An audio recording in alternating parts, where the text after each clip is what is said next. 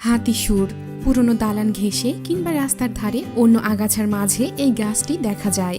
এই গাছের বাঁকা পুষ্পদণ্ডে ফুটে থাকে সাদা সাদা ফুল। গজদন্ত অর্থাৎ হাতির দাঁতের মতো শুভ্র এই ফুল। গাছটি আগাছার সঙ্গে এখানে সেখানে জন্মায়, তাই সাধারণের দৃষ্টি এড়িয়ে যায়।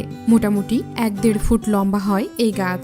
গাছের কাণ্ড ফাঁপা ও নরম, সারা দেহে ছোট ছোট রোম আছে।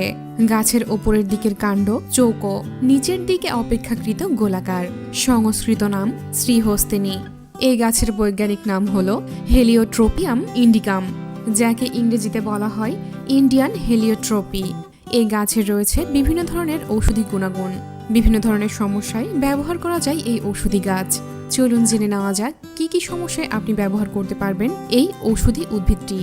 দেহের ছত্রাকজনিত সংক্রমণে লাল চাকা চাকা দাগ নিরাময়ে এর পাতার রস ব্যবহার করা হয়। ফোলায় পাতা বেটে অল্প গরম করে ফোলায় লাগালে ফোলা কমে যায়। জ্বর ও কাশিতে এই গাছের মূল জলের সঙ্গে ফুটিয়ে কাঠ তৈরি করে ব্যবহার করা হয়।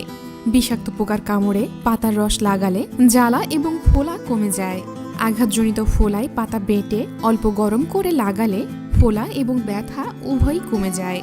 যাদের সর্দি লেগেছে তারা এই হাতিসুরের পাতা ছেঁচে 2 চামচ পরিমাণ রস খেতে পারেন।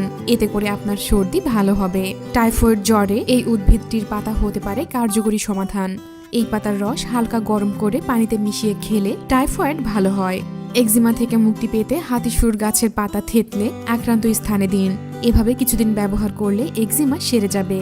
রিউম্যাটিক বাতের ব্যথায় রেডির তেলের সঙ্গে এই পাতার রস মিশিয়ে গাঁটে লাগাতে হবে, দেখবেন আরাম মিলবে।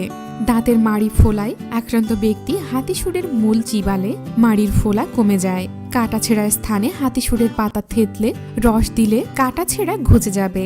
ব্রণ হলে বা এর দাগ হয়ে গেলে হাতিসুরের গাছের পাতা ও তার কচি ডাল থেতো করে দুপুরে গোসল করতে যাওয়ার 1 ঘন্টা আগে ব্রণের ওপর প্রলেপ দিলে ব্রণ সারে এবং নতুন করে আর ব্রণ হয় না।